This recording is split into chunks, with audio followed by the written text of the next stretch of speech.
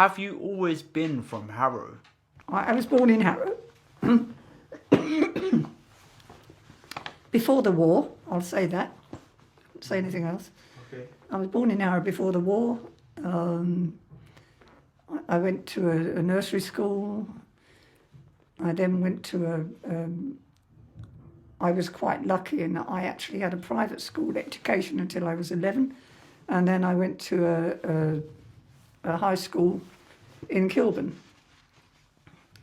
And as I say, from there, I went to the Royal National Orthopaedic Hospital to do nursing. And I think that gave me even more of an interest and concern in helping disabled people.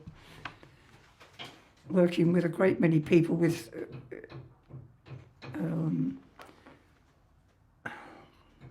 various bone deformities. At that time, polio was quite rife. There were 2 outbreaks in 1947 and 1951 until they managed to bring out injections against them. So there were an awful lot of children and adults who'd had polio who were now paralysed, who weren't before. And I can remember there would be in one ward with 8, what do you call them? The ones that help you breathe. The machines that help you breathe. Respiratory machines. And there would be at least 8 people in the respiratory machines who literally couldn't move, and they could only see the world through a mirror above their heads. They were encased in iron lungs, they were called then, because they were iron lungs. And they were encased in this box of iron, if you like, and fed and washed and everything through a window on the side. It was quite amazing watching them. Some of them existed and came through.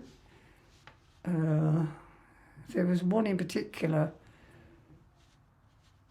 John, and I'm trying to think of his surname, and he married a friend of mine who was a physio, and he managed to get a bungalow built in Hertfordshire somewhere, I can't remember where, which was done exactly to him, and it had an iron lung and it had its own electric generator outside the bungalow in case the electricity went off, because in those days you quite often had electric cuts.